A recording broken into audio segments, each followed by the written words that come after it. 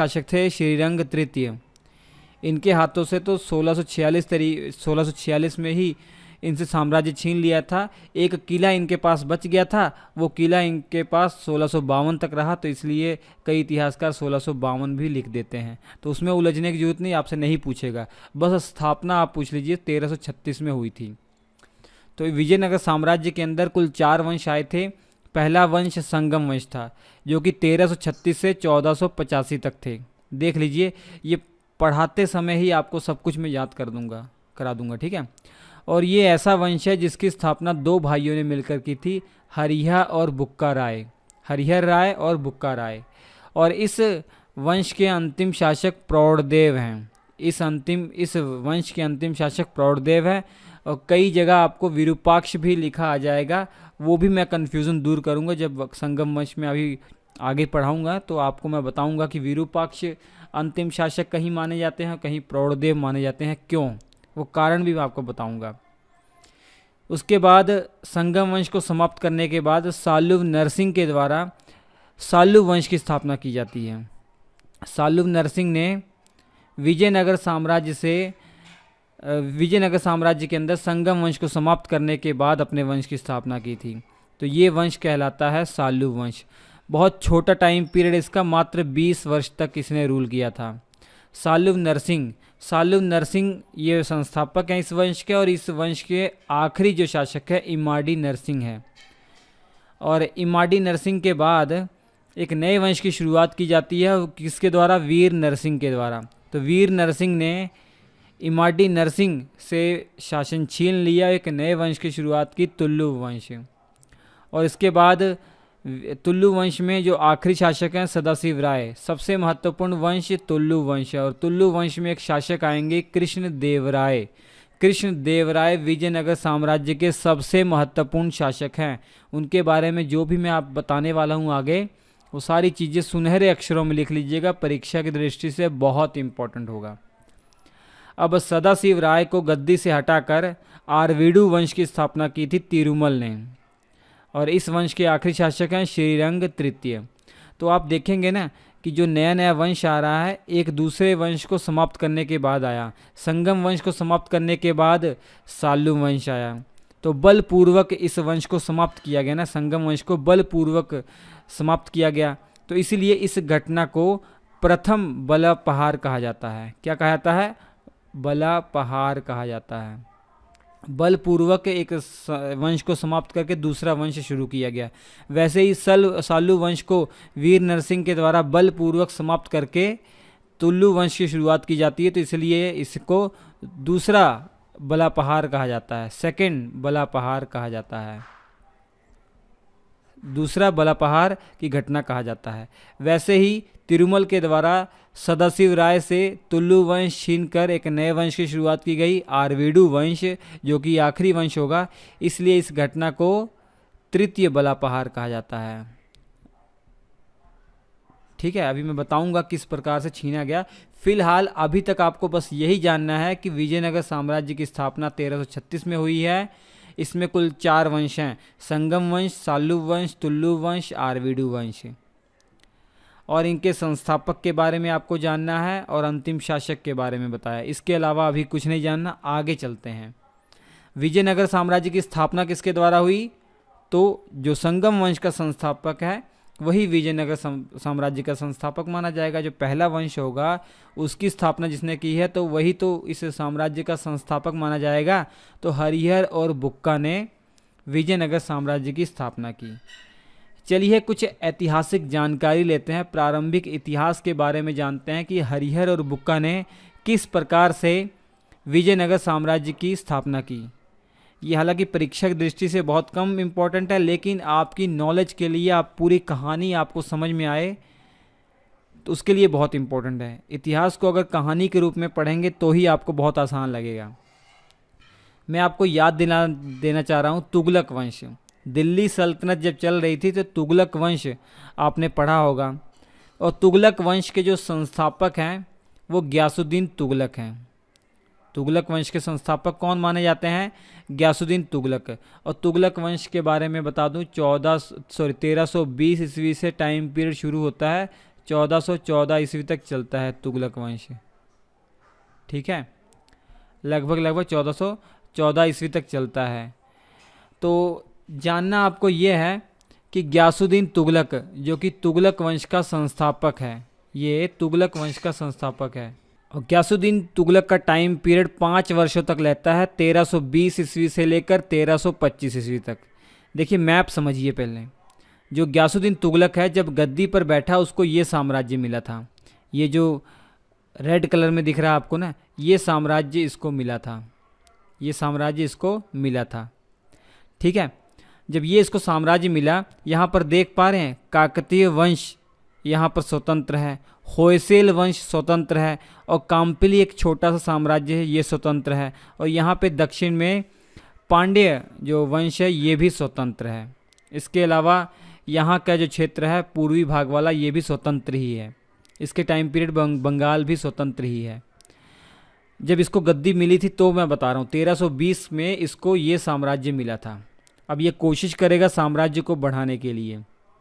ठीक है, अब इसका एक बेटा था मोहम्मद बिन तुगलक, हालांकि जो आगे चलकर सुल्तान बनेगा, 1325 में सुल्तान बनेगा, 1325 से 1351 तक सुल्तान रहेगा। इसने अपने बेटे को दक्षिण की ओर भेजा हमला करने के लिए। किसको हमला करने के, किस पर हमला करने के लिए? काकतीय वंश के जो शासक थे रुद्र प्रताप द्वितीय, इन पर हमला करने के लिए भेजा।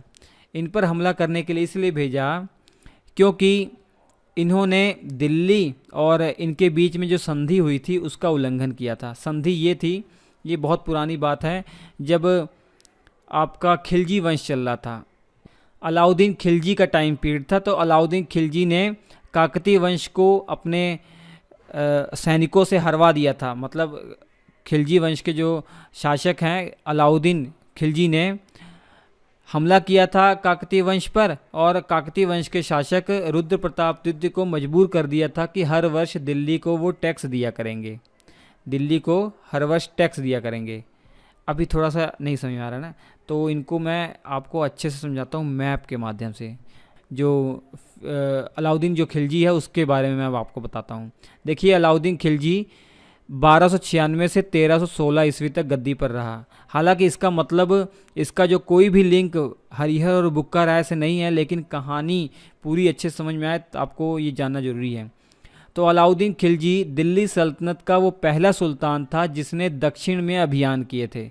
इससे पहले के सुल्तान केवल उत्तर भारत में ही सीमित रह गए थे, लेकिन अलाउद्दीन खिलजी ने दक्षिण में भी अभियान किए थे। उसने महाराष्ट्र के पास जो जगह है देवगिरी, इसको आगे चलकर दौलताबाद भी कहा गया है, मोहम्मद बिन तुगलक ने इसका नाम दौलताबाद कर दिया था। तो देवगिरी पर अपना अधिकार कर लिया था। यादव वंश के शासक वहाँ पर रामचंद्र का शासन था। किसका शासन था? रामचंद्र का शासन था।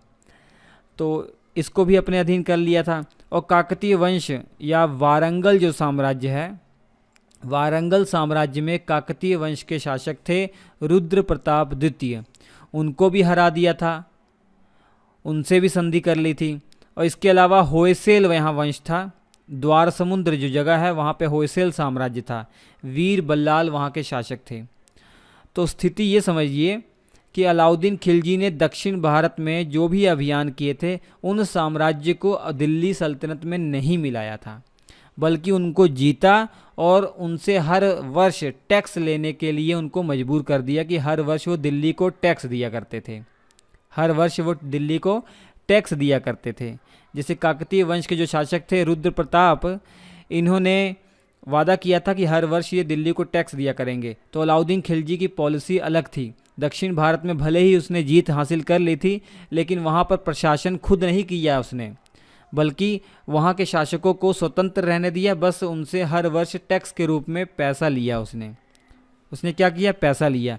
अब जब खिलजी वंश समाप्त हो जाता है और तुगलक वंश आता है, गयासुद्दीन तुगलक गद्दी पर बैठता है, तो जो काकतीय वंश के जो शासक थे रुद्र प्रताप द्वितीय, उन्होंने मना कर दिया कि मैं अब टैक्स नहीं दूंगा दिल्ली को। इसी कारण से गयासुद्दीन तुगलक ने अपने बेटे को 1300 पहले 21 में भी भेजा था, लेकिन इनका बेटा असफल हो गया था। तो सफल कब हुआ था उसी की हम बात करेंगे। तो 1323 में अभियान मोहम्मद बिन तुगलक जो कि इनका बेटा था गयासुद्दीन तुगलक का, जिसे जौना खां के नाम से भी जाना जाता है, उसने काकतीय वंश के शासक पर हमला किया। उसने क्या किया? काकतीय वंश के शासक पर हमला किया और प्रताप रुद्र द्वितीय को मार दिया। प्रताप रुद्र द्वितीय को मार दिया और इस साम्राज्य को दिल्ली में मिला लिया गया। ये किसके टाइम पर मिला लिया गया? 1323 में ही मिला लिया गया, अर्थात गयासुद्दीन तुगलक के ही टाइम पीरियड पर मिला लिया गया था। अब मैप मैं आपको दिखाता हूँ। देखिए 1323 का मैप है, 1320 का ये मैप है, 1320 का मैप देखिए ये है। अभी 1323 में क्या हुआ? होयसेल को छोड़कर यहाँ पर काम्पली जो है ये भी स्वतंत्र ही है। काम्पली और होयसेल को छोड़कर लगभग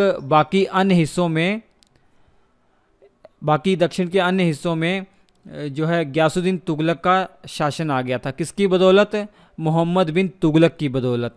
मोहम्मद बिन तुगलक की बदौलत दक्षिण पर राज आ गया था। तो पांड्यों को भी दिल्ली सल्तनत में मिला लिया, बस होयसेल को नहीं मिला पाए और काम्पली को नहीं मिला पाए। 1323 में इतना समझ में आया। अब थोड़ा सा ध्यान दीजिए, जब 1323 में हमला किया था मोहम्मद बिन तुगलक ने काकतियों पर, तो काकतीय वंश में 2 सेनापति काम करते थे। काकतीय वंश के शासक के यहाँ 2 सेनापति काम करते थे, जिनका नाम था बुक्का और हरिहर। हरिहर और बुक्का नाम के 2 सैनिक या सेनापति थे, वो काकतीय वंश में काम करते थे। लेकिन चूँकि 1323 में गयासुद्दीन तुगलक के पुत्र जौना खां मोहम्मद बिन तुगलक ने हमला कर दिया काकतीय वंश पर, इसी कारण से हुआ ये कि जो हरिहर और बुक्का थे इनको ये साम्राज्य छोड़ना पड़ा, ये जगह छोड़नी पड़ी। तो वो कहाँ चले गए? काम्पली में चले गए। ये जो मैप में आपको दिखाई दे रहा है, ये काम्पली साम्राज्य यहाँ पर आ गए और यहाँ पर अपनी सेवाएं देने लग गए। और टाइम बीतता गया, 1325 भी बीत गया। उसके बाद 1325 में गयासुद्दीन तुगलक की मृत्यु हो जाती है लकड़ी के महल में दबने के कारण। इतिहासकार बताते हैं कि इसी के बेटे ने इसको मार दिया था। हालांकि कुछ भी हो, तो मोहम्मद बिन तुगलक गद्दी पर आता है। अब मोहम्मद बिन तुगलक 1325 में 1351 तक गद्दी पर रहता है। इसके टाइम पीरियड पर देखिए दिल्ली सल्तनत का जो साम्राज्य है वो मैक्सिमम फैल गया था। दिल्ली सल्तनत का जो साम्राज्य है वो अधिकतम फैल चुका था मोहम्मद बिन तुगलक के टाइम पीरियड पर। दिल्ली सल्तनत अगर अपनी चरम सीमा पर पहुंची थी वो तो मोहम्मद बिन तुगलक के टाइम पीरियड पर पहुंची थी। लेकिन शुरुआत में, जैसा कि आप जानते हैं, जो पांड्य साम्राज्य, जो मदुरा वाला जो क्षेत्र था, मदुरा का जो क्षेत्र था, वहाँ पर पांड्य शासक थे, उनको भी अपने अधीन कर लिया गया था मोहम्मद बिन तुगलक के द्वारा। और यहाँ पर एक शासक, एक सूबेदार को नियुक्त कर दिया था, जलालुद्दीन एहसान खान को, और इसने 1335 में अपने आप को स्वतंत्र घोषित कर दिया। इसने ही नहीं, दक्षिण भारत में लगभग धीरे धीरे सभी ने अपने आप को स्वतंत्र घोषित करना शुरू कर दिया था। ठीक है, ये कहानी तो बात की है, लेकिन उससे पहले अभी हमारी जो कहानी थी उसी को हम कंटिन्यू करेंगे। बुक्का और राय की स्थिति क्या है? बुक्का और राय काम्पली, यहाँ पर जो काम्पली साम्राज्य है वहाँ पर अपनी सेवाएं दे रहे हैं।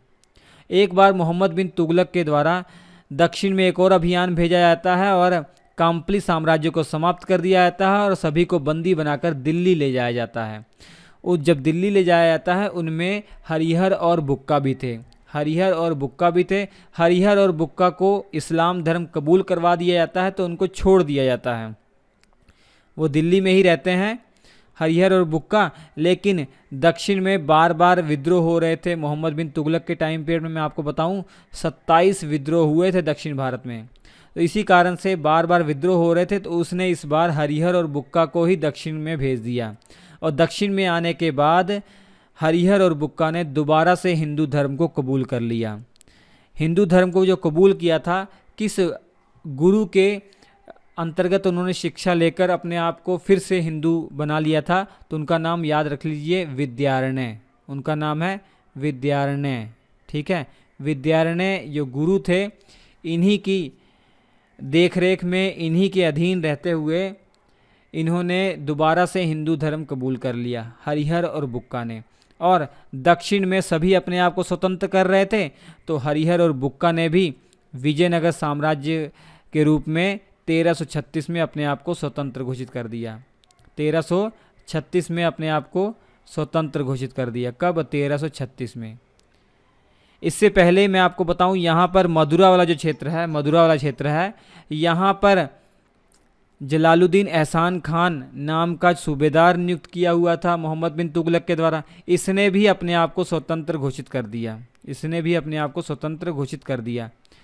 तो ये मदुरा के सुल्तान कहलाए। 1335 में इन्होंने भी अपने आप को स्वतंत्र घोषित कर दिया, तो ये मदुरा के सुल्तान कहलाए। इनको मैं इसलिए बता रहा हूँ क्योंकि आगे चलकर जब आप विजयनगर साम्राज्य डिटेल में पढ़ रहे हैं तो इनका भी रोल आएगा। ठीक है। और यहाँ पर होयसेल जो साम्राज्य था वो पहले से स्वतंत्र था। इस मैप में एग्जैक्ट आपको पता लगेगा, होयसेल साम्राज्य पहले से स्वतंत्र था। ठीक है। और यहाँ पर नायक शासक थे, उन्होंने भी अपने आप को स्वतंत्र घोषित कर दिया। तो ये पूरी स्थिति बन गई है। दक्षिण भारत में अपने आप को स्वतंत्र होने की होड़ लग गई मोहम्मद बिन तुगलक के टाइम पीरियड पर। भले ही मोहम्मद बिन तुगलक के टाइम पीरियड पर दिल्ली सल्तनत अपनी चरम सीमा पर पहुंच गया था, लेकिन इसी के टाइम पीरियड से ही 1335 के बाद विद्रोह होना शुरू हो गया था और दक्षिण में दो बड़े बड़े साम्राज्य उभर कर आए। पहला तो विजयनगर साम्राज्य की चर्चा कर रहे हैं और यहीं पर एक और साम्राज्य आएगा, वो 1347 में गठित होगा। ये मैप है 1336 के आसपास का। ठीक है।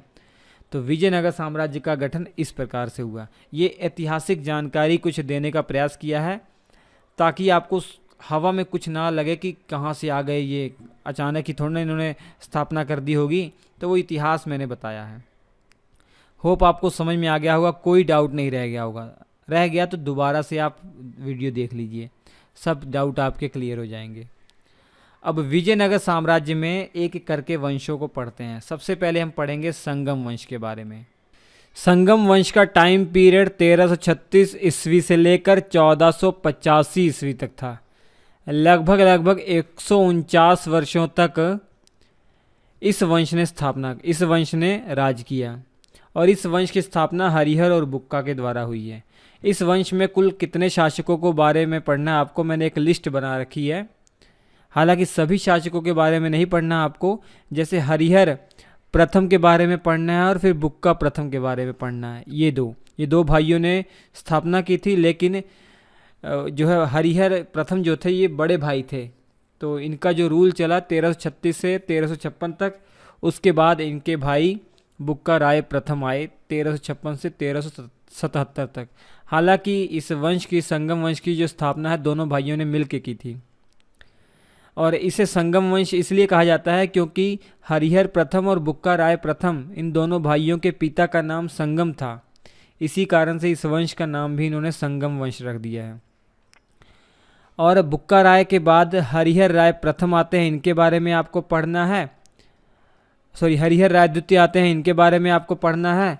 उसके बाद दो शासक आते हैं, इनके बारे में आपको कुछ नहीं पढ़ना है। वो कौन से दो शासक हैं? विरूपाक्ष और बुक्का राय द्वितीय। इसके बाद देव राय प्रथम, इनके बारे में पढ़ना है। 1406 से 1422 ईस्वी तक इनका शासन रहता है। उसके बाद रामचंद्र राय के बारे में नहीं पढ़ना है आपको, और इसके अलावा वीर विजय बुक्का राय के बारे में भी नहीं पढ़ना है। इन दो शासकों के बारे में भी आपको नहीं पढ़ना है। उसके बाद देव राय द्वितीय के बारे में पढ़ना है, जो कि सबसे महान शासक हैं, इस वंश के सबसे महान शासक हैं।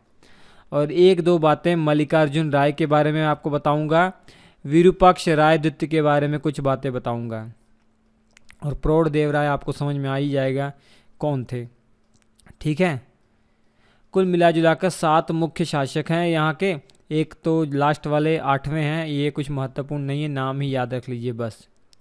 तो टाइम पीरियड आप देख लीजिए ध्यान से, सीरियल वाइज में बताता हूँ। सबसे पहले आते हैं हरिहर प्रथम।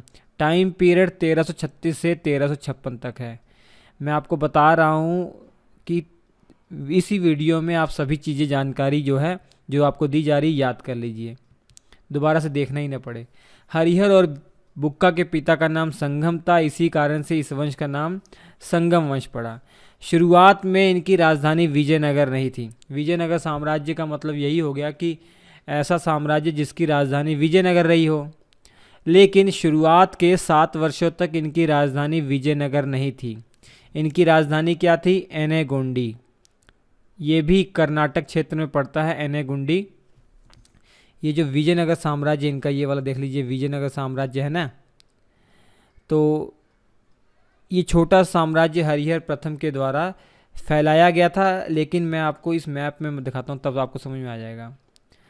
तो इस मैप को, इस एरिया को अगर मैं जूम करके बताऊँ तो यहाँ पर आपकी कृष्ण नदी है, कृष्ण नदी है, और ये आपकी तुंगभद्रा नदी जो कि कृष्णा की सहायक नदी है, कृष्णा की सहायक नदी है।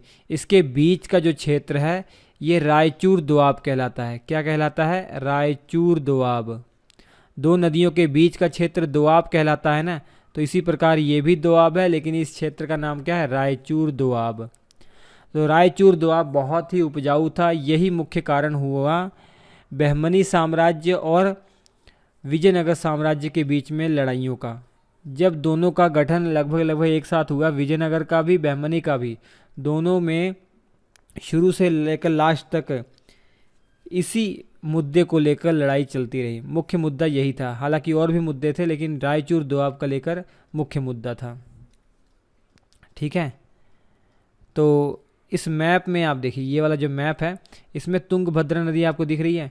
तुंगभद्रा नदी के उत्तर में, तुंगभद्रा नदी के उत्तर में एनेगोंडी है, और इसी के जस्ट दक्षिण में है आपका विजयनगर। दोनों के बीच में ज़्यादा दूरी नहीं है। तो तुंगभद्रा नदी के उत्तर में जो एनेगोंडी स्थान है, यहाँ से 7 वर्षों तक राजधानी बनाई थी हरिहर प्रथम ने। उसके बाद राजधानी को परिवर्तित कर दिया, और कहाँ कर दिया? और यहाँ विजयनगर में कर दिया। ठीक है, सुविधा की दृष्टि से और सुरक्षा की दृष्टि से ऐसा उसने कदम उठाया था। तो याद रखिए, हरिहर प्रथम के द्वारा बनाई गई जो प्रारंभिक राजधानी थी वो एनेगुंडी थी। बाद में राजधानी विजयनगर बनाई गई। विजयनगर आज की डेट में, विजयनगर जो क्षेत्र है ना, उसे आज की डेट में आप हम्पी के नाम से जानते हैं। आधुनिक हम्पी को ही पहले विजयनगर बोला जाता था, जो राजधानी हुआ करती थी इस साम्राज्य की। हम्पी कर्नाटक में पड़ता है। इसी का प्राचीन नाम, या जब ये इतिहास चल रहा था तो उस समय इसका नाम विजयनगर था।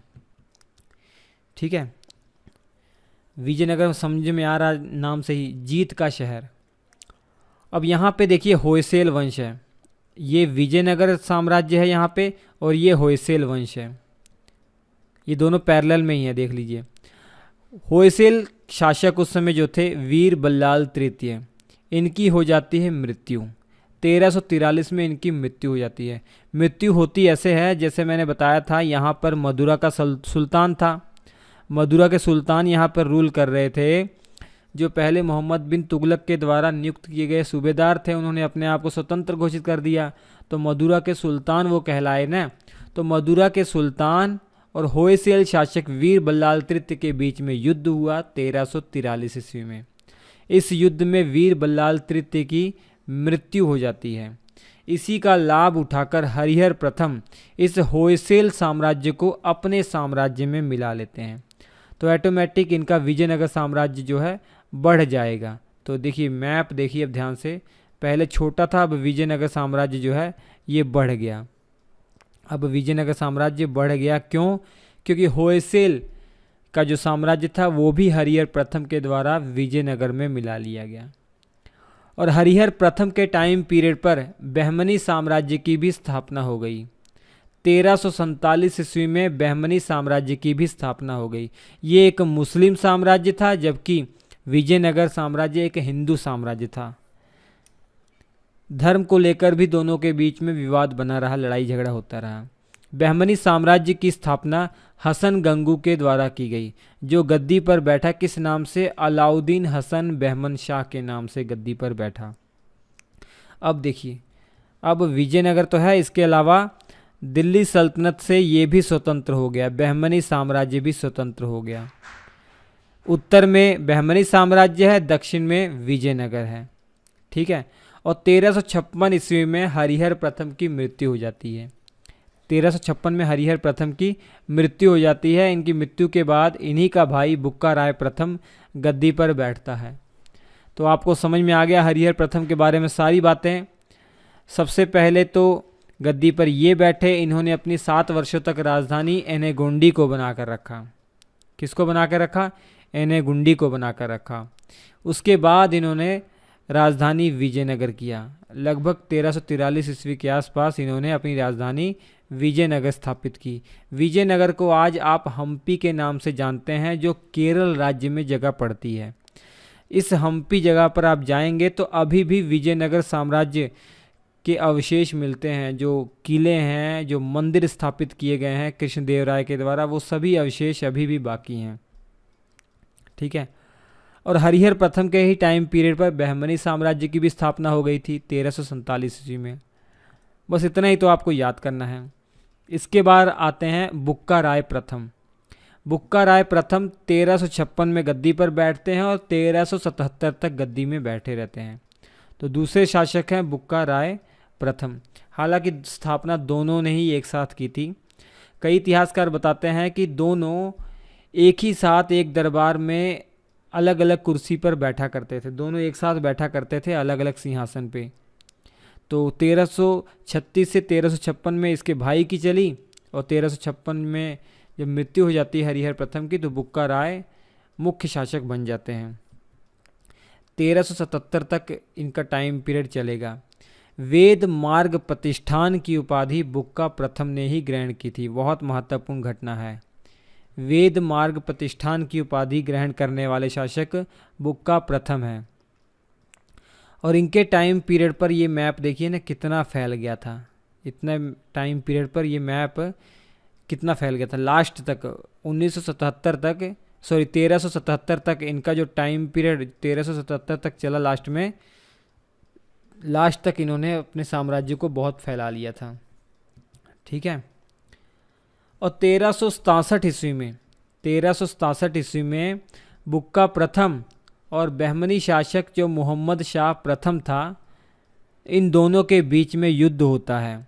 रायचूर दोआब में एक किला पड़ता है, मुदगल का किला। इसी किले पर युद्ध होता है। और हालांकि इस युद्ध का कुछ खास निर्णय तो नहीं निकला, लेकिन ये महत्वपूर्ण इसलिए है क्योंकि इस युद्ध में पहली बार बारूद का प्रयोग किया गया। बारूद का प्रयोग पहली बार इसी युद्ध में किया गया भारत के अंदर। हालांकि छोटे लेवल पर ही था, लेकिन बारूद का प्रयोग किया गया।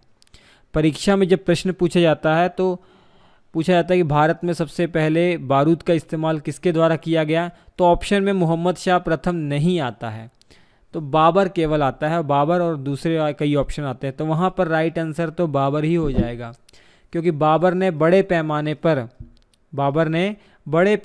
पर ये प्रयोग किया था बारूद का। लेकिन ध्यान दीजिएगा, जब परीक्षा में प्रश्न पूछा जाएगा, ऑप्शन में अगर मोहम्मद शाह प्रथम होगा तो मोहम्मद शाह प्रथम को आप लगाएंगे, तब बाबर को नहीं लगाएंगे। अगर मोहम्मद शाह प्रथम नहीं है ऑप्शन में, तब बाबर को आप लगा दीजिए। ठीक है। इस युद्ध में पहली बार बारूद का प्रयोग हुआ। रायचूर दोआब को लेकर ये युद्ध लड़ा गया था। बुक्का प्रथम के एक पुत्र थे जिनका नाम था कंपन। कंपन को इन्होंने मदुरा की ओर भेजा। दक्षिण में यहाँ पर मदुरा वाला जो क्षेत्र है, मदुरा पर भेजा हमला करने के लिए, मदुरा के सुल्तान पर। तो मदुरा के सुल्तान पर हमला तो किया कंपन ने। कब किया? 1377 के आसपास की घटना मैं बता रहा हूँ आपको, जब बुक्का प्रथम का लास्ट टाइम चल रहा था। तो कंपन ने मदुरा पर हमला किया और मदुरा को विजयनगर में मिला लिया। मदुरा को विजयनगर में मिला लिया, अर्थात मदुरा के सुल्तानों को समाप्त कर दिया। तो ये इनकी जीत थी, जो कंपन की जीत थी, तो उनकी जीत का वर्णन उन्हीं की पत्नी के द्वारा किया गया। उनकी पत्नी का नाम गंगा देवी है। गंगा देवी ने एक रचना की है, एक पुस्तक लिखी, मदुरा विजयम। उस पुस्तक में कंपन की जो मदुरा पर विजय हुई थी वो पूरी गाथा लिखी है, पूरी प्रशंसा वाली गाथा लिखी है। ये पुस्तक है गंगा देवी के द्वारा, ठीक है, मदुरा विजयम। इसे गंगा देवी के द्वारा रचित किया गया है, याद कर लीजिएगा। इसके अलावा बुक्का प्रथम ने चीन में भी एक दूत मंडल भेजा था। अपना एक दूत मंडल चीन में भी भेजा था। किसने? बुक्का प्रथम ने। तो कई ऐसे अभिलेख मिले हैं जिसमें बुक्का प्रथम को पूर्वी सागर का स्वामी, पश्चिमी सागर का स्वामी और दक्षिणी सागर का स्वामी कहा गया है। क्योंकि इनका साम्राज्य लगभग देखिए दक्षिण में फैल गया था, तो इनके साम्राज्य के पूरब में भी सागर है, ठीक है, भले ये बंगाल खाड़ी एक सागर है, और इनके साम्राज्य के पश्चिम में भी सागर है, अरब सागर, और इनके साम्राज्य के दक्षिण में भी हिंद महासागर है। तो इसी कारण से कई अभिलेखों में पूर्वी, पश्चिमी और दक्षिणी सागरों का स्वामी बुक्का प्रथम को कहा गया है। हालांकि दक्षिण में कुछ क्षेत्र था जो ये जीत नहीं पाए थे, वो थोड़ा बहुत ही बचा था, वो आगे चलकर जीत लिया जाएगा। हरिहर द्वितीय उसके बाद शासक बनते हैं। यहाँ पर देखिए हरिहर द्वितीय 1377 से 1404 ईस्वी तक ये गद्दी पर बैठे रहते हैं। महाराजा धीराज और राज परमेश्वर की उपाधि ग्रहण करने वाले विजयनगर साम्राज्य के पहले शासक कौन हैं? हरिहर द्वितीय ही हैं। हरिहर सेकंड वो पहले विजयनगर के शासक हैं जिन्होंने महाराजा धीराज और राज परमेश्वर की उपाधि ग्रहण की थी। परीक्षा में बहुत बार पूछा गया है कि महाराजा धीराज की उपाधि ग्रहण करने वाले विजयनगर साम्राज्य के पहले शासक का नाम बताइए, तो हरिहर द्वितीय हैं। इन सभी के नाम आपको याद करने में आसानी हो जाएगी। पहले हरिहर प्रथम, बुक्का राय प्रथम, फिर हरिहर द्वितीय हैं 1377 से 1404 ईस्वी तक। ये शिव भगवान के उपासक थे, या कहा जाए विरूपाक्ष के ये उपासक थे। वेदों पर जिन्होंने टीका लिखा है, जिनका नाम सायण, जिनका टोटल पूरा नाम है सायणाचार्य, इन्हें शॉर्ट में सायण कहा जाता है। जो विद्यारण्य थे ना, उन्हीं के ये भाई हैं, विद्यारण्य के ही ये भाई हैं। ये मुख्यमंत्री थे हरिहर द्वितीय के। वेदों पर जिन्होंने टीका लिखा है अर्थात कमेंट लिखा है, मतलब एक तरीके से जाए ना, किसी कोई पुस्तक है उसको आपने अच्छे से पढ़ लिया, अब उसके बारे में रिव्यू लिख रहे हैं या उनके बारे में पूरा एक्सप्लेन कर रहे हैं, कमेंट लिख रहे हैं, तो वही वेदों पर टीका लिखने का काम सायणाचार्य या सायण ने किया था। ये मुख्यमंत्री थे हरिहर द्वितीय के। और 1377 ईस्वी में ही जब ये गद्दी पर बैठे, इन्होंने बहमनी साम्राज्य से गोवा छीन लिया और बेलगाम क्षेत्र छीन लिया। गोवा और बेलगाम, बेलगाम कर्नाटक में पड़ता है, बेलगाम और गोवा को बहमनी साम्राज्य से 1377 ईस्वी में हरिहर द्वितीय ने छीना था, याद रख लीजिए। हालांकि बहमनी साम्राज्य का उस समय जो शासक था वो बहुत ही कमज़ोर शासक था। मुजाहिद शाह था उस समय शासक, 1375 से 1378 तक रहता है वो शासक। उसके बारे में भी आपको याद रखने की जरूरत नहीं, बस ये याद रखिए 1377 से बहमनी साम्राज्य से गोवा और बेलगाम छीन लिया था हरिहर द्वितीय ने। लेकिन फिरोज शाह से ये जीत नहीं पाए थे। फिरोज शाह ने हरिहर द्वितीय को हराया था और रायचूर दोआब छीन लिया था। जो बहमनी साम्राज्य है, सबसे ताकतवर जो शासक है फिरोज शाह माना जाता है। फिरोज शाह का जो टाइम पीरियड है ये महत्वपूर्ण है। जब मैं आपको बहमनी साम्राज्य पढ़ाऊंगा तो इसके बारे में डिटेल में तो मैं आपको पढ़ाऊंगा ही, लेकिन फ़िलहाल ये आपकी इसका टाइम पीरियड देख लीजिए। 1397 ईस्वी से लेकर 1422 ईस्वी तक इसका टाइम पीरियड रहता है। तो फिरोज शाह ने हरा दिया था हरिहर द्वितीय को और रायचूर दोआब जो था वो छीन लिया था। इसके बाद गद्दी पर बैठते हैं देवराय प्रथम। इससे पहले दो शासक और आ गए थे, ये दोनों हरिहर द्वितीय के बेटे थे। हालांकि हरिहर द्वितीय के बेटे देवराय प्रथम भी थे। ये तीनों ही हरिहर द्वितीय के बेटे थे, लेकिन ये दो शासक बहुत कमज़ोर थे, इनके बारे में पढ़ने की जरूरत नहीं है। पढ़ना है देवराय प्रथम के बारे में। तो देवराय प्रथम से पहले 2 वर्षों तक दो भाइयों ने मिलकर अलग अलग टाइम पीरियड पर राज किया था, विरूपाक्ष और बुक्का राय द्वितीय। ठीक है, तो ये दोनों जो विरूपाक्ष और बुक्का राय हैं ये भाई थे देवराय प्रथम के, और तीनों के पिता का नाम क्या है? हरिहर द्वितीय। इसके पहले आपने हरिहर द्वितीय के बारे में पढ़ा। 1377 ईस्वी से लेकर 1404 ईस्वी तक जिन्होंने रूल किया था। देवराय प्रथम के बारे में महत्वपूर्ण जानकारी आपको ये लेनी है कि इटली का एक यात्री था जिसका नाम निकोलो डी कोंटी था। वो विजयनगर की यात्रा पर आया था। 1422 ईस्वी में निकोलो डी कोंटी, जो कि इटली का यात्री था, विजयनगर आया था।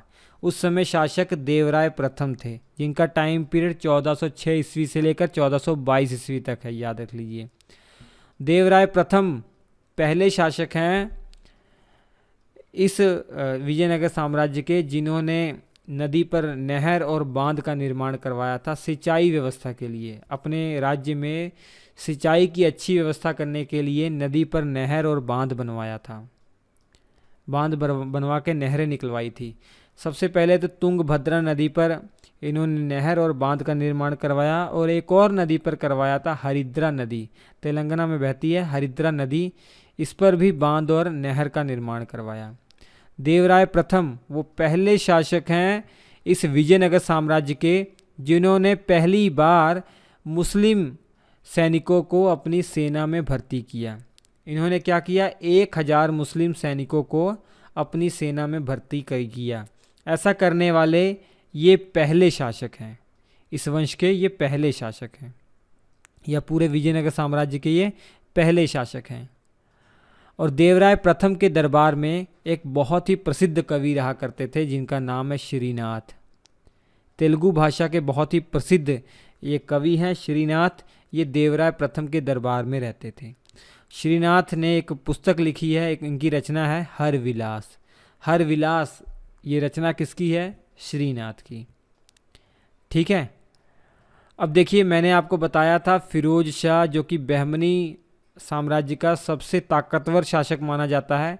1397 ईस्वी से 1422 ईस्वी तक जो गद्दी पर रहता है, जिसने हरिहर द्वितीय को पहले से ही हरा दिया था, और इसी ने देवराय प्रथम को भी हरा दिया।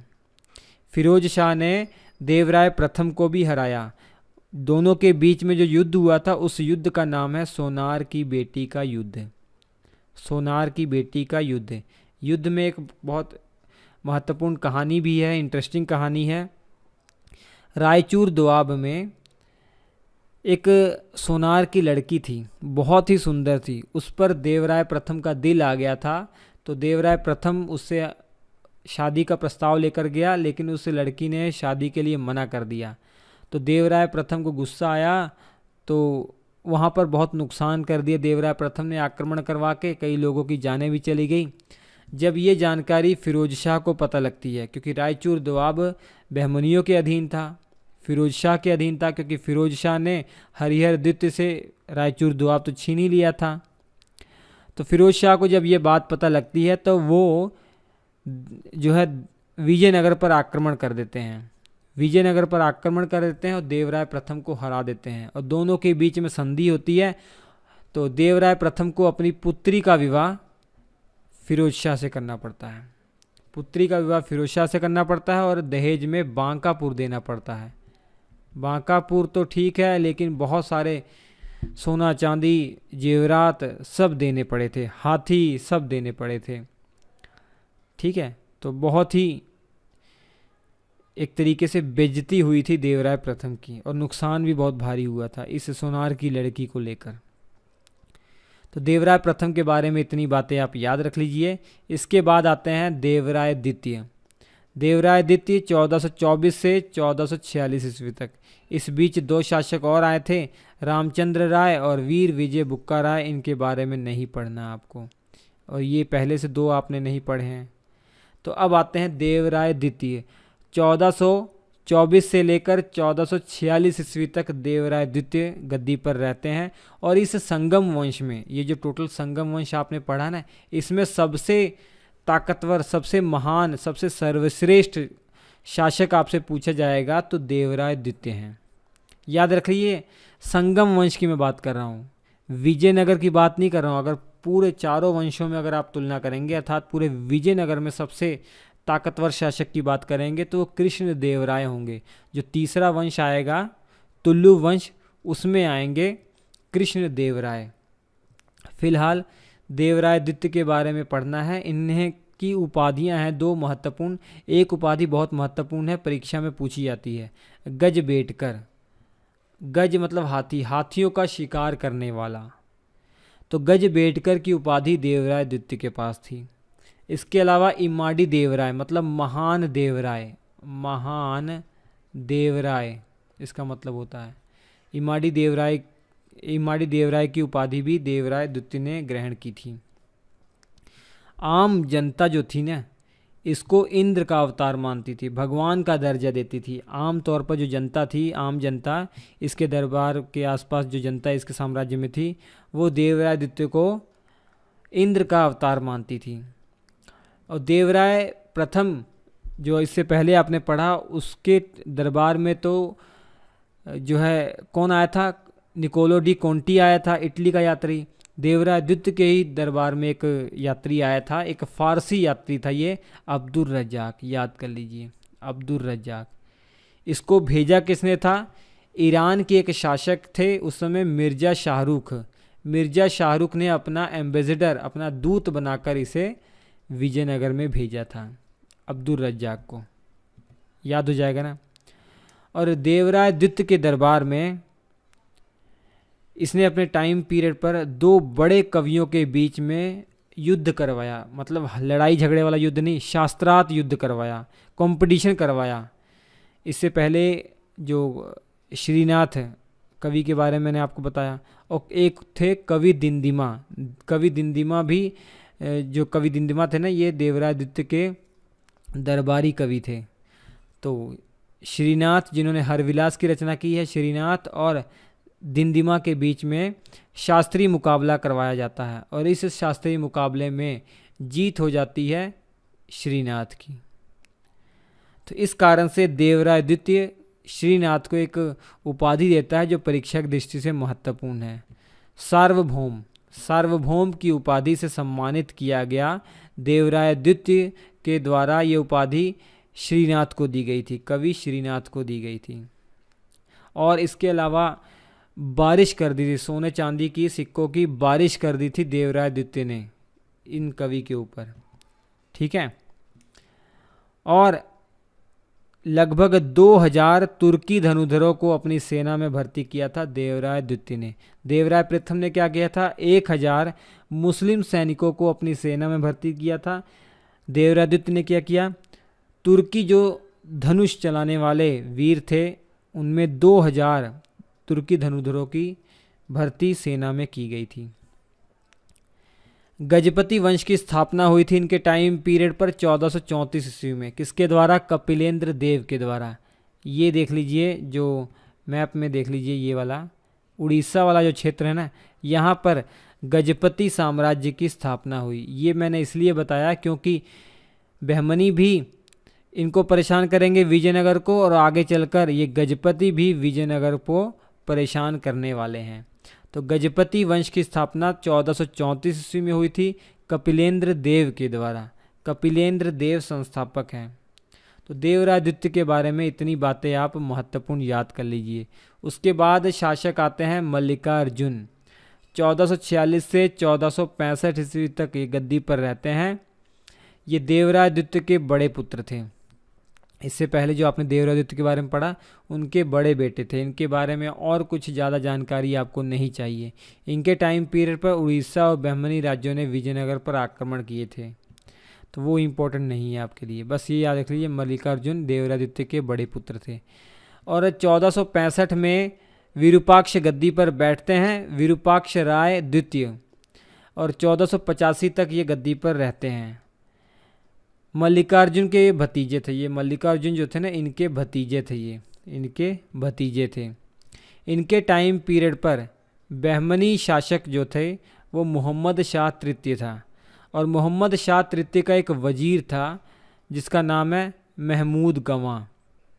महमूद गवां बहुत ही फेमस, बहुत ही प्रमुख एक वजीर था, या कहा जाए प्रधानमंत्री था बहमनियों का।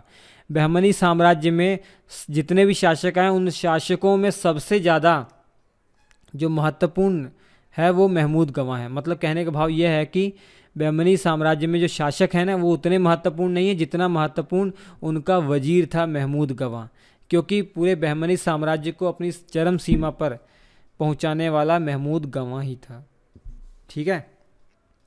हालांकि मोहम्मद शाह तृतीय के द्वारा ही इसको 1481 में मृत्युदंड दे दिया जाता है। इसके दरबार में कुछ लोग जो इससे जलते थे, इसके खिलाफ षड्यंत्र रचाया। महमूद गवाह को फांसी दे दी गई मोहम्मद शाह तृतीय के द्वारा। फिलहाल ये बहमनी साम्राज्य जब पढ़ते हैं उसमें चर्चा का विषय है। ये जानिए कि बहमनी शासक मोहम्मद शाह तृतीय ने अपने वजीर महमूद गवाह को विजयनगर युद्ध के लिए भेजा था और महमूद गवाह ने कोंकण तट पर अधिकार कर लिया था। कोंकण तट जो था, ये जो कोंकण तट था, इसके अंदर गोवा भी आता था। ये चोल बंदरगाह जो है ये भी महाराष्ट्र में है, दाबुल बंदरगाह ये भी महाराष्ट्र में है। इन सब पर अधिकार कर लिया और जो रायचूर दोआब वाला क्षेत्र था वो पूरी तरीके से छीन लिया था। ठीक है, देखिए ये पहले मैप ऐसा था, अब मैप देखिए ये वाला क्षेत्र कितना छीन लिया गया है। ठीक है, वैसे ही गजपतियों के द्वारा भी आक्रमण होगा। जो गजपति शासक उस समय थे पुरुषोत्तम थे। पुरुषोत्तम ने तिरुवन्नमलई, ये आंध्र प्रदेश में जगह पड़ती है, तिरुवन्नमलई पर आक्रमण किया और अपने साम्राज्य का विस्तार कर दिया। तो इधर से भी ये साम्राज्य सिकुड़ गया था, इधर से भी ये साम्राज्य सिकुड़ गया था। तो बहमनियों से भी हार गए और जो है पुरुषोत्तम जो गजपति थे उनसे भी हार गए। इसलिए इनके साम्राज्य में अराजकता की स्थिति आ गई, लोग विरोध करने लग गए इनका। इसी का लाभ उठाकर विरूपाक्ष के बेटे प्रौढ़देव, जिनका नाम था प्रौढ़देव, उन्होंने अपने पिता की हत्या कर दी। विरूपाक्ष के ही बेटे थे प्रौढ़देव। प्रौढ़देव ने अपने पिता की हत्या कर दी विरूपाक्ष की। और प्रौढ़देव जो है ना गद्दी पर बैठ पाते उससे पहले ही इनसे साम्राज्य छीन लिया गया, उन्हीं के कमांडर सालुव नरसिंह ने उनसे साम्राज्य छीन लिया, बलपूर्वक साम्राज्य छीन लिया। इसलिए ये घटना जो है ना प्रथम बलापहार कहलाती है। क्या कहलाती है? प्रथम बलापहार कहलाती है, बलापहार कहलाती है। तो इसी कारण से कई इतिहासकार बताते हैं कि संगम वंश के अंतिम शासक विरूपाक्ष राय हैं। ठीक है, और कई बताते हैं कि प्रौढ़देव हैं। बताऊं मैं, प्रौढ़देव ने जब अपने पिता विरूपाक्ष की हत्या की थी, वो गद्दी पर बैठ ही नहीं पाए थे। उनसे पहले ही गद्दी पर वो अपने आप को शासक घोषित कर पाते, उससे पहले ही सालू नरसिंह ने उनकी हत्या करके उनसे साम्राज्य छीन लिया था। तो इसी कारण से विरूपाक्ष द्वितीय को ज़्यादातर आप देखेंगे कि यह अंतिम शासक हैं। तो आपका ये कन्फ्यूज़न भी दूर हो गया होगा। विरूपाक्ष जो हैं ये अंतिम शासक हैं संगम वंश के, या प्रौढ़देव अंतिम ये हैं, आपका ये कन्फ्यूज़न दूर हो गया होगा। ऑप्शन में अगर विरूपाक्ष आए तो विरूपाक्ष लगा दीजिए, प्रौढ़देव आए तो प्रौढ़देव लगा दीजिए। दोनों एक साथ नहीं आएगा। ठीक है, दोनों एक साथ नहीं आएगा। दोनों एक साथ आएगा तो प्रौढ़देव आप लगा दीजिएगा, प्रौढ़देव आता ही नहीं। ठीक है, ज़्यादातर जितने भी क्वेश्चन हम देखेंगे प्रौढ़देव, बहुत कम ऐसा हुआ कि प्रौढ़देव ऑप्शन में आए, विरूपाक्ष ही आता है। अगर प्रौढ़देव भी आया, विरूपाक्ष भी आया, तो अंतिम शासक आप प्रौढ़देव को ही मानेंगे। अब इसके बाद वंश आता है सालू वंश। सालू नरसिंह ने इसकी स्थापना की, प्रौढ़देव से साम्राज्य छीन लिया। ठीक है, प्रौढ़देव से साम्राज्य छीन लिया। तो सालू वंश का टाइम पीरियड बहुत ही छोटा है, 1485 ईस्वी से लेकर 1505 ईस्वी तक, मात्र 20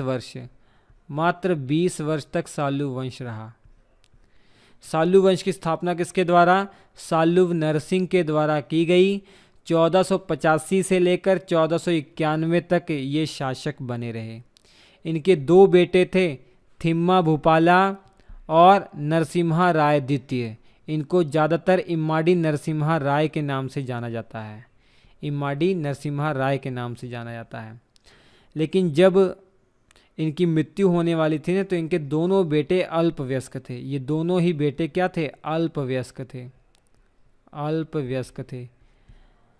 इसी कारण से सालुव नरसिंह ने तुल्लुव नरसा नायक, जो इनका मुख्य सेनापति हुआ करता था, सालुव नरसिंह का मुख्य सेनापति हुआ करता था ये तुल्लुव नरसा नायक। नरसा नायक किसका सेनापति हुआ करता था? सालुव नरसिंह का। तो सालुव नरसिंह के बहुत करीब था ये नरसा नायक।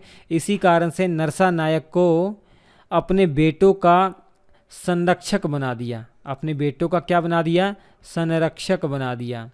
लेकिन थिम्मावुपाला की जल्दी ही हत्या कर दी जाती है। ये बड़ा बेटा था, पहले सालू नरसिंह की मृत्यु के बाद यही गद्दी पर बैठा था, लेकिन कुछ दिनों के बाद ही इसकी हत्या कर दी जाती है।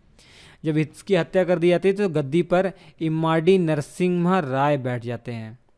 इम्माडी नरसिम्हा राय गद्दी पर बैठ जाते हैं। और संरक्षक कौन है, तुल्लुव नरसा नायक।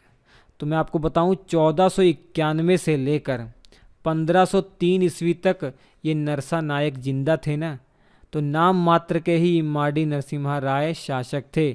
सारी शक्ति किसके पास थी, तुल्लुव नरसा नायक के पास थी। जो ही 1503 ईस्वी में तुल्लुव नरसा नायक की मृत्यु हो जाती है तो इनका बेटा जो था ना, वीर नरसिम्हा राय, तुल्लुव नरसा नायक का जो बेटा था, इस नरसा नायक का बेटा था वीर नरसिम्हा राय, ये कहता है कि मैं शासक हूँगा, मैं शासक हूँ। जबकि इम्माडी नरसिम्हा राय तब तक बड़े हो गए होते हैं, ये कहते हैं कि नहीं, वास्तविक शासक मैं हूँ। तो 1503 ईस्वी से लेकर 1505 ईस्वी तक ये गद्दी पर बैठे रहते हैं इम्माडी नरसिम्हा राय।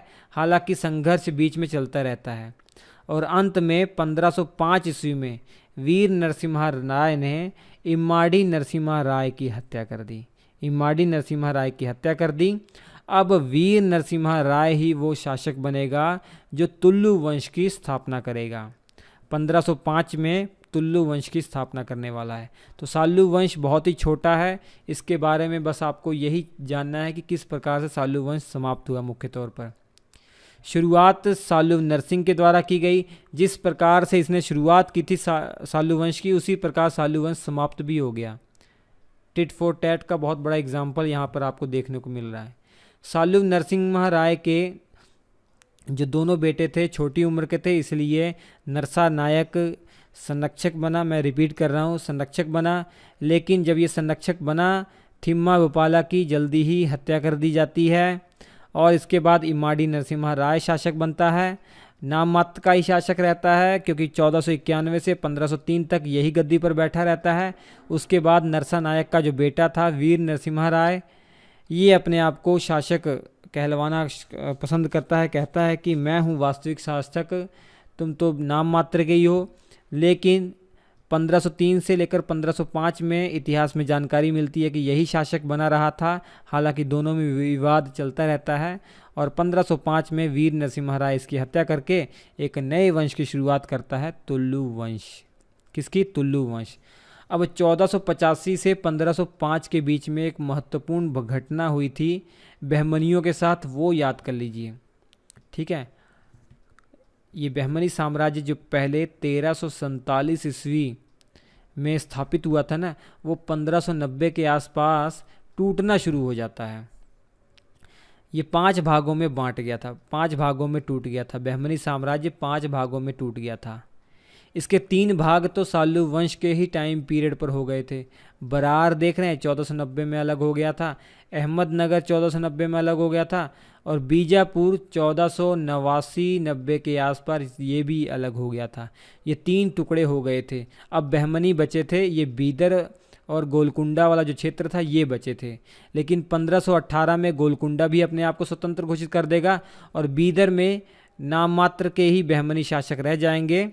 और 1527 में जब बहमनी के आखिरी शासक कलीमुल्ला की मृत्यु होती है, उसके बाद बीदर भी अपने आप को स्वतंत्र घोषित कर देता है। तो 1527 तक बहमनी 5 भागों में पूरी तरीके से बंट जाता है। कहने का भाव यह है कि बहमनी के टुकड़े होना शुरू सालू वंश के ही टाइम पीरियड पर हो गए थे। ये एक महत्वपूर्ण फैक्ट हो सकता है क्योंकि हाल पढ़ना तो आपको बहमनी भी है, तो दोनों को कोरिलेट करके आप पढ़िए तो अच्छा लगेगा। अब बात करते हैं तुल्लु वंश की। तुल्लु वंश की बात करेंगे हम। तुल्लु वंश का टाइम पीरियड 1505 ईस्वी से लेकर 1570 ईस्वी तक रहता है।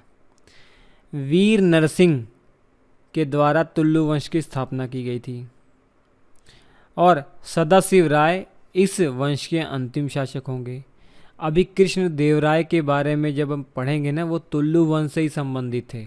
वीर नरसिंह के छोटे भाई ही थे वो कृष्ण देव राय। तो तुल्लु वंश बहुत महत्वपूर्ण है इस पूरे विजयनगर साम्राज्य में। और तुल्लु वंश में जो कृष्णदेवराय का नाम आएगा वही टॉपिक आपके लिए सबसे महत्वपूर्ण है। चलिए तुल्लु वंश की हम शुरुआत करने वाले हैं। जैसा कि आप जान गए हैं कि वीर नरसिंह के द्वारा इमाड़ी नरसिंह की हत्या करने के बाद तुल्लु वंश की स्थापना हुई है, इसलिए इस घटना को द्वितीय बलापहार कहा जाएगा। अब तुल्लु वंश में किसके किसके बारे में पढ़ना है? सबसे पहले तो वीर नरसिंह के बारे में आपको पढ़ना है, जिन्होंने तुल्लु वंश की स्थापना की है। 1505 में स्थापना की थी। हालांकि 1503 से लेकर 1505 का जो टाइम पीरियड है ना, वो विवादित है कि उसमें वीर नरसिंह जो शासक थे या इमाड़ी नरसिंह शासक थे। इतिहासकार ज़्यादातर का मानते हैं कि इमाड़ी नरसिंह शासक थे और वीर नरसिंह 1503 से 1505 के बीच में स्ट्रगल करते थे। ठीक है, कुछ भी हो, बस ये जानिए 1505 में इन्होंने इमाड़ी नरसिंह की हत्या करने के बाद तुल्लु वंश की स्थापना की। 1509 तक इनका शासन रहेगा और 1509 के बाद इनके भाई, इनके छोटे भाई कृष्णदेवराय गद्दी पर बैठेंगे। कृष्णदेवराय बहुत महत्वपूर्ण है, कृष्णदेवराय सबसे महत्वपूर्ण है, देख लीजिए। और कृष्णदेवराय के जो बेटे थे सदाशिव राय, ये अल्पवयस्क थे, उस समय बहुत छोटी आयु के थे, इसलिए इन्होंने कृष्णदेवराय ने अपने चचेरे भाई अच्युत देवराय को गद्दी पर बैठाया। अच्युत देवराय की मृत्यु के बाद, अच्युत देवराय का टाइम पीरियड 1529 से 1542 तक रहता है। अच्युत देवराय की मृत्यु के बाद इनका बेटा, जो अच्युत देवराय का बेटा है वेंकट प्रथम, ये गद्दी पर बैठ जाता है, लेकिन नाम मात्र का ही बैठता है, क्योंकि गद्दी इससे छीनकर सदाशिव राय को दे दी जाती है। सदाशिव राय कृष्णदेवराय के पुत्र थे, जो कि अब बड़े हो चुके थे, और गद्दी ये खुद नहीं हासिल करते हैं। गद्दी हासिल करने में इनकी हेल्प किसने की थी? राम राय ने हेल्प की थी। राम राय क्या थे? कृष्णदेवराय के दामाद थे। ये कृष्णदेवराय के दामाद थे, तो इसलिए राम राय ने सदाशिव राय को गद्दी पर बैठाया था, राम राय की सहायता से। तो सदाशिव राय 1542 से नाम मात्र तो शासन ये करते ही हैं 1565 तक, लेकिन 1565 में युद्ध होता है, तालीकोटा का युद्ध, जिसमें राम राय की हत्या कर दी जाती है। जब सदाशिव राय गद्दी पर बैठते हैं ना 1542 में, वास्तविक जो शासक होते हैं राम राय ही होते हैं। राम राय 1542 से 1565 में, 1542 से 1565 तक सदाशिव राय को गद्दी पर बैठा के वास्तविक शासक राम राय होते हैं। लेकिन तालीकोटा का युद्ध होता है, अभी मैं आपको बताऊंगा। तालीकोटा के युद्ध में राम राय की हत्या कर दी जाती है। उसके बाद सदाशिव राय को लेकर तिरुमल चला जाता है कहीं और, ठीक है। और तिरुमल राम राय का भाई था। तिरुमल सदाशिव को 1565 से 1570 तक शासक बनाकर रखता है, लेकिन उसके बाद सदाशिव की हत्या करके तिरुमल खुद शासन संभालने लग जाता है, एक नया वंश शुरू कर देता है, आरवीडू वंश। तो ये कहानी है, अब इनके बारे में डिटेल में देखते हैं। ये ओवरव्यू आपने फैमिली स्ट्रक्चर समझ लिया, अब इनके बारे में डिटेल में देखते हैं। अब तक क्या हुआ, 1505 से 1565 ईस्वी के बीच में जो तुल्लु वंश है, इस दौरान बहमनी 5 भागों में बट गया था। ये थोड़ा सा दिमाग में रख लीजिएगा, ठीक है। 5 भागों में बट गया था। और जो 1565 का जो तालीकोटा का युद्ध हुआ था ना, इसमें यही जो इसमें से जो बहमनी 5 भागों में बटा है ना, तो 4 अर्थात बरार को छोड़कर बाकी जो 4 संघ हैं वो मिल गए थे आपस में और विजयनगर पर हमला कर दिया था। मतलब बहमनी के 5 टुकड़े हुए थे ना, जो बरार है, अहमदनगर है, बीजापुर, बीदर, गोलकुंडा, तो बरार को छोड़कर बाकी जो 4 राज्य हैं इन्होंने मिलकर एक संघ बनाया और जाकर विजयनगर पर हमला कर दिया। 1565 का तालीकोटा का युद्ध कहा जाता है। वो तो दूर की बात है, पहले शुरू से पढ़ते हैं वीर नरसिंह के बारे में। वीर नरसिंह के बारे में, तो वीर नरसिंह के बारे में देखिए, ये तुल्लु वंश के संस्थापक हैं। 1505 ईस्वी में इन्होंने तुल्लु वंश की स्थापना की थी। इन्होंने भुजबल की उपाधि ग्रहण की थी। भुजबल की उपाधि, जिनकी भुजाओं में बहुत ताकत हो, तो वीर नरसिंह ने भुजबल की उपाधि ग्रहण की थी और ये तुल्लु वंश के संस्थापक हैं। बस इतना ही इनके बारे में याद रख लीजिए। इसके बाद गद्दी पर बैठते हैं इनके छोटे भाई कृष्णदेवराय। ये देख लीजिए तस्वीर, कृष्णदेवराय ये सबसे महान शासक हैं, पूरे विजयनगर साम्राज्य के सबसे महान शासक हैं। ये इतने महान थे कि बाबर जो था ना, उसने अपनी तुजुके बाबरी या बाबरनामा जिसे कहा जाता है, अपने जीवन पर एक पुस्तक लिखी है, अपनी ऑटोबायोग्राफी लिखी है। उसमें मेंशन किया हुआ है विजयनगर साम्राज्य के जो शासक है कृष्णदेवराय को उस समय के सबसे महान शासक के रूप में बताया है। बाबर ने अपनी पुस्तक में सबसे महान हिंदू शासक किसको बताया है? कृष्णदेवराय को, क्योंकि कृष्णदेवराय का टाइम पीरियड 1509 से 1529 तक है। और आप जानते हैं इसी बीच में 1526 ईस्वी में बाबर ने जो है मुग़ल वंश की स्थापना की थी। पानीपत का पहला युद्ध उसने लड़ा दिल्ली सल्तनत के आखिरी शासक इब्राहिम लोदी के साथ। इब्राहिम लोदी की हत्या करने के बाद उसने दिल्ली साम्राज्य को समाप्त कर दिया और मुग़ल वंश की स्थापना की। और बाबर ने अपनी जो पुस्तक लिखी है तुजुके बाबरी जिसे कहा जाता है, या बाबरनामा भी जिसे कहा जाता है, तुजुके बाबरी, ये बाबर ने खुद लिखी है, अपने जीवन के ऊपर अपनी पूरी कहानी बताई है।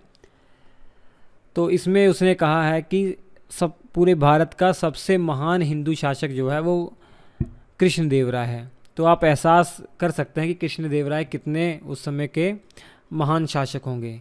अगर पूरे प्राचीन और मध्यकालीन भारत के इतिहास में टॉप 10 बड़े और ताकतवर राजाओं का नाम लिखने को मैं आपको बोलूँगा तो कृष्णदेवराय का नाम पक्का आएगा। तो अनुमान लगा लीजिए। कृष्णदेवराय की कई उपाधियां हैं, वो भी बहुत महत्वपूर्ण हैं। आंध्र भोज, अभिनव भोज और यवन राज स्थापनाचार्य, सबसे महत्वपूर्ण यवन राज स्थापनाचार्य है। ये उपाधि कब ग्रहण की थी, ये भी एक कहानी है। आप जानते ही हैं कि बहमनी 5 भागों में बट गया है, ठीक है। अब देखिए कृष्णदेवराय के टाइम पीरियड पर गोलकुंडा भी अलग हो गया, अहमदनगर भी अलग हो गया, बीजापुर अलग हो गया, बीदर अलग हो गया, बरार अलग हो गया।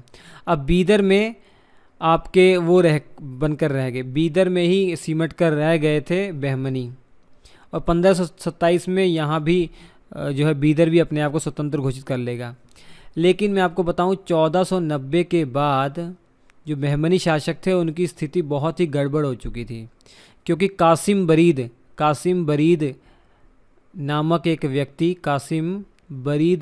एक व्यक्ति उनका प्रधानमंत्री बन गया था, जिसने बहमनी शासक को कठपुतली बना दिया था। वास्तविक शासक कासिम बरीद ही था। और कासिम बरीद की जब मृत्यु होती है तब बहमनी का अगला जो वजीर बनता है कासिम बरीद का ही बेटा अली बरीद बन जाता है। तो अली बरीद के भी कठपुतली वो रहते हैं। तो अली बरीद ने एक बार क्या किया, उस समय के जो बहमनी शासक हैं महमूद शाह बहमनी द्वितीय को कैद कर लिया। माफ़ कीजिएगा, अली बरीद नहीं, अमीर बरीद है ये, अमीर बरीद, कासिम बरीद का जो बेटा है अमीर बरीद। इसे दक्कन की लोमड़ी भी कहा जाता है, इतना चालाक था। अमीर बरीद को दक्कन की लोमड़ी भी कहा जाता है। तो अमीर बरीद ने, ये प्रधानमंत्री था, इसने अपने ही शासक महमूद शाह बहमनी द्वितीय को अगवा कर लिया, कैद कर लिया। लेकिन जो कृष्णदेवराय थे उन्होंने महमूद शाह बहमनी द्वितीय को छुड़ाया अमीर बरीद के चंगुल से। इस कारण से उन्होंने यवन राज स्थापनाचार्य की उपाधि ग्रहण की, ठीक है। यवन राज स्थापनाचार्य स्थापना की दोबारा से इन्होंने ना, महमूद शाह बहमनी द्वितीय को दोबारा से मुक्त कराकर गद्दी पर बैठाया। हालांकि नाम मात्र के ही गद्दी पर थे, वास्तविक शासक तो अमीर बरीद ही था, भले ही ये प्रधानमंत्री था या वजीर था। जब महमूद शाह बहमनी द्वितीय के बाद आगे चलकर लास्ट जो सुल्तान आएगा बहमनी का, कलीमुल्ला, उसकी मृत्यु हो जाती है, तो अमीर बरीद अपने आप को स्वतंत्र शासक घोषित कर देते हैं बीदर का। तो बहमनी पढ़ेंगे तो डिटेल में समझ में आएगा। फ़िलहाल ये आपको जाना है कि बीदर पर आक्रमण करके महमूद शाह बहमनी द्वितीय को कैद से छुड़ाया, उसी के जो है वजीर की कैद से छुड़ाया। इसी कारण से इन्होंने यवन राज स्थापनाचार्य की उपाधि ग्रहण की। और गजपति शासक जो प्रताप रुद्र देव थे, ये बहुत महान शासक माने जाते हैं गजपतियों के। इनको कम से कम 4 बार हराया था कृष्णदेव राय ने, 4 बार हराया था 1513 से लेकर 1519 के बीच में। इस टाइम पीरियड पर कम से कम 4 बार हराया था। इसी कारण से थक हार के प्रताप रुद्र देव ने कृष्णदेव राय के साथ संधि की और अपनी बेटी का विवाह कृष्णदेव राय के साथ करवा दिया था।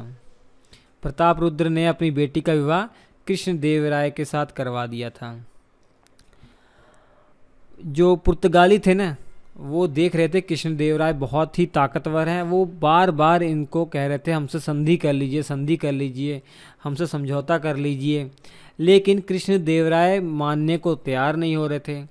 लेकिन जब उन्होंने यूसुफ आदिल शाह से, बीजापुर के सुल्तान यूसुफ आदिल शाह से 1510 ईस्वी में पुर्तगालियों ने जब गोवा छीन लिया, तो जब ये देखा कृष्णदेव राय ने तो कृष्णदेव राय ने पुर्तगालियों के साथ संधि कर ली, क्योंकि गोवा उस समय बहुत ही महत्वपूर्ण बंदरगाह थी। विदेशों से जो अच्छे नस्ल के घोड़ों का व्यापार और बहुत सारे और व्यापार करने की दृष्टि से गोवा बहुत महत्वपूर्ण था। तो इसी को मद्देनज़र रखते हुए कृष्णदेव राय ने पुर्तगालियों के साथ समझौता कर लिया, संधि कर ली। और 2 पुर्तगाली यात्री थे जो विजयनगर की यात्रा पे आए थे कृष्णदेव राय के टाइम पीरियड पर, बारबोसा और डोमिंगो पायस। बारबोसा और डोमिंगो पायस ये 2 विजयनगर साम्राज्य की यात्रा पर आए थे। ये दोनों ही पुर्तगाली यात्री थे, बारबोसा और डोमिंगो पायस, याद हो जाएगा आपको। और बीजापुर को हराकर रायचूर पर कब्जा कर लिया था कृष्णदेव राय ने। तो इस युद्ध को बैटल ऑफ रायचूर कहा जाता है 1520 ईस्वी में, क्योंकि इस समय बहमनी तो है ही नहीं। 1520 में केवल बीदर में ही बहमनी नाम मात्र रह गए थे ना, बाकी 4 तो स्वतंत्र हो चुके थे। यहाँ पर बीजापुर देख रहे हैं, रायचूर वाला क्षेत्र इनके हाथ में था इस समय। तो बीजापुर को हराया कृष्णदेव राय ने और रायचूर पर कब्जा कर लिया था। और कृष्णदेव राय, मैं आपको बताऊं, खुद बहुत बड़े विद्वान थे। इसके अलावा अपने दरबार में इन्होंने कई सारे विद्वानों को संरक्षक बना रखा था, अर्थात आश्रय दे रखा था। इनमें से 8 बहुत ही प्रसिद्ध हैं। तेलुगु साहित्य के 8 प्रसिद्ध विद्वान, जिन्हें अष्ट दिग्गज कहा जाता है, इनके दरबार में थे। इनमें से सबसे महत्वपूर्ण तेनाली रामकृष्ण हैं और अलसनी पेंडन है। अलसनी पेंडन, तेनाली रामकृष्ण, तेनाली जो रामकृष्ण है, इनकी एक रचना है, बहुत महत्वपूर्ण रचना है, पांडुरंग महात्म। ये रचना तेनाली रामकृष्ण की है। इसके अलावा 6 और जो विद्वान थे, नदी तिम्मन, भट्ट मूर्ति और धूजोटे, बौद्धगिर, अच्युतराज, जिंगली सूरत, ये सभी थे। नाम सबके याद करने की जरूरत नहीं है। अलसनी पेंडन और तेनाली रामकृष्ण की आप नाम याद कर लीजिए, और इनकी रचना जो है पांडुरंग महात्म, तेनाली रामकृष्ण की जो रचना है पांडुरंग महात्म, ये याद कर लीजिए, ठीक है। और कृष्णदेव राय, मैंने बताया, ये खुद विद्वान थे, तो इन्होंने कई पुस्तकें लिखी हैं, जिसमें महत्वपूर्ण है आमुक्त मालपद, ये आपका तेलुगु भाषा में है, जबकि जाम्बवती, कल्याणम और उषा परिणय ये संस्कृत भाषा में है। आमुक्त मालपद तेलुगु भाषा में है, जाम्बवती, कल्याणम, उषा परिणय ये संस्कृत भाषा में है, जो कृष्णदेव राय की प्रमुख रचनाएं हैं। कृष्णदेव राय ने अपनी माता के नाम पर एक नगर की स्थापना की थी, नागलपुर नगर। ये कर्नाटक में पड़ता है, नागलपुर नगर। इस नगर को हासपेट नगर भी कहा जाता है। कौन सा नगर? हासपेट नगर, दोनों एक ही है। इनकी माता का नाम में नागल आता है, तो इसलिए नागलपुर नाम का एक नगर बसाया था कृष्णदेव राय ने। इसी नगर को हासपेट नगर भी कहा जाता है, कर्नाटक में पड़ता है। कृष्णदेव राय के द्वारा मुख्य तौर पर 2 मंदिर बनवाए गए थे। इनके टाइम पीरियड पर 2 मंदिर बने थे। ये कहाँ पर बने? हम्पी में ही है, विजयनगर में ही है। हजारा मंदिर और विट्ठल स्वामी मंदिर, तस्वीर देख लीजिए, ये ऊपर वाला हजारा मंदिर है और ये विट्ठल स्वामी मंदिर, ये कृष्ण देवराय के द्वारा ही बनवाए गए थे। कर्नाटक में पड़ते हैं दोनों, नोट कर लीजिएगा, ठीक है। और 1529 ईस्वी में कृष्ण देवराय की मृत्यु हो जाती है। कृष्ण देवराय की मृत्यु के समय इनका जो बेटा था सदाशिव राय बहुत छोटी आयु का होता है। इसी कारण से ये अपने जो है कज़न को, अपने चचेरे भाई अच्युत देवराय को गद्दी पर बैठा देते हैं। लेकिन उससे पहले मैं आपको एक घटना बता दूं, 1524 ईस्वी में इनका एक और बेटा था, जो बड़ा बेटा था, सदाशिव राय से बड़ा बेटा था, तिरुमला राय। इसको उत्तराधिकारी नियुक्त करते हैं, लेकिन इसको जहर देकर इसकी हत्या कर दी जाती है। इसी कारण से 1529 में जब कृष्ण देवराय की मृत्यु होती है तो वो अच्युत देवराय को गद्दी पर बैठाते हैं, क्योंकि कृष्ण देवराय का बड़ा बेटा तो मर चुका है और छोटा बेटा बहुत ही छोटा है, गद्दी पर बैठने लायक नहीं है। इसलिए अच्युत देवराय, जो कि इनका चचेरा भाई था, वो गद्दी पर बैठता है। अच्युत देवराय का टाइम पीरियड 1529 से 1542 तक रहता है। पुर्तगाली जो यात्री था नुनीज, ये भारत की यात्रा पर 1535 में आया था। ये अच्युत देवराय के ही टाइम पीरियड पर जो पुर्तगाली यात्री है 1535 से 1537 तक ये रहा था भारत में। इसका नाम नुनीज है। तो ये अच्युत देवराय के ही टाइम पीरियड पर आया था। इसने 2 बार राज्याभिषेक करवाया है। अच्युत देवराय ने 2 बार राज्याभिषेक करवाया है, तिरुपति में और कालाहस्ती में। तिरुपति और कालाहस्ती में 2 बार राज्याभिषेक करवाया गया है अच्युत देवराय के द्वारा। और अच्युत देवराय का जो दरबारी कवि था उसका नाम है राजनाथ डिडिम। राजनाथ डिडिम अच्युत देवराय का दरबारी कवि है। अच्युत देवराय की जब मृत्यु होती है तो उसका बेटा कुछ दिन के लिए शासक बनता है, लेकिन राम राय की सहायता से, राम राय कृष्ण देवराय के दामाद हैं, इनकी सहायता से वेंकट प्रथम से गद्दी छीनकर सदाशिव राय को गद्दी दे दी जाती है, जो कृष्ण देवराय का छोटा वाला बेटा था। सदाशिव राय गद्दी पर 1542 से लेकर 1570 तक रहते हैं। हालांकि गद्दी पर भले ही सदाशिव राय बैठे हैं, लेकिन वास्तविक जो शासक हैं वो राम राय ही हैं। राम राय ही वास्तविक शासक हैं। ये कब तक वास्तविक शासक रहेंगे? 1542 से लेकर 1565 ईस्वी तक। 1565 में इनकी मृत्यु हो जाएगी। उसके बाद की कहानी आगे चलकर बताऊंगा, तब आपको अच्छे समझ में आएगा। ध्यान से दिमाग खोल लीजिए यहाँ पर। और राम राय ने क्या किया था कि वास्तविक शासक तो यही हैं, तो इन्होंने अपनी सेना में बहुत सारे मुसलमानों की नियुक्ति कर ली थी। वही एक बहुत ही आगे चलकर इनको नुकसान उठाना पड़ेगा। इन मुसलमानों में एक 2 भाई थे, गिलानी ब्रदर्स जिन्हें कहा जाता है, गिलानी भाई, ठीक है, गिलानी ब्रदर्स ये 2 भाई थे। उनको बहुत ही प्रमुख, बहुत ऊंचे पदों पर बैठा दिया था राम राय ने। इन गिलानी भाइयों को बहुत ऊंचे पदों पर बैठा दिया था राम राय ने। अब 1565 ईस्वी में ये बरार को छोड़ दीजिए, ये बाकी जो अहमदनगर, बीजापुर और बीदर, गोलकुंडा, ये चारों संघ बनाते हैं, विजयनगर पर आक्रमण करते हैं। विजयनगर उभर रहा था उस समय, तो विजयनगर पर आक्रमण करते हैं और तालीकोटा नामक स्थान पर युद्ध होता है। कर्नाटक के तालीकोटा नामक स्थान पर युद्ध होता है। और बगल में ही एक और जगह है राक्षसी तंगड़ी, और बगल में एक जगह है बन्नी हट्टी। तो इस युद्ध को तालीकोटा का युद्ध भी कहा जाता है, राक्षसी तंगड़ी का युद्ध भी कहा जाता है, बन्नी हट्टी का युद्ध भी कहा जाता है। 23 जनवरी 1565 ईस्वी में ये युद्ध लड़ा गया था। इस युद्ध में एक तरफ विजयनगर और दूसरी तरफ ये 4 महासंघ थे। अहमदनगर है, यहाँ का जो उस समय शासक था हुसैन निजाम शाह, उसने राम राय का गला ही काट दिया। उसने क्या किया? राम राय का गला ही काट दिया। हुसैन निजाम शाह ने राम राय का गला काट दिया। मैं आपको बताऊं ये युद्ध ना विजयनगर ही जीतने वाला था, लेकिन जो मैंने आपको बताया गिलानी ब्रदर्स थे, इन्होंने ऐन मौके पर, जिस समय बहुत ही प्रमुख टर्निंग पॉइंट था युद्ध का, उस मौके पर विजयनगर को धोखा दे दिया और जाकर ओपोजिशन में मिल गए। इस कारण से विजयनगर को हार का सामना करना पड़ा और राम राय की हत्या कर दी गई। राम राय का गला किसने काटा था? इन चारों शासकों में से अहमदनगर के शासक हुसैन निजाम शाह ने गला काटा था। हुसैन निजाम शाह बहुत महत्वपूर्ण है। जब बहमनी साम्राज्य में पढ़ेंगे, जब अहमदनगर के बारे में पढ़ेंगे, तो इसकी एक बेटी है चांद बीबी। चांद बीबी, इसका भी इतिहास में बहुत नाम है, वो जब बहमनी पढ़ेंगे तब समझ में आएगा। तो राम राय की हत्या हो गई है। कब? 1565 में हत्या हो गई है। 1565 में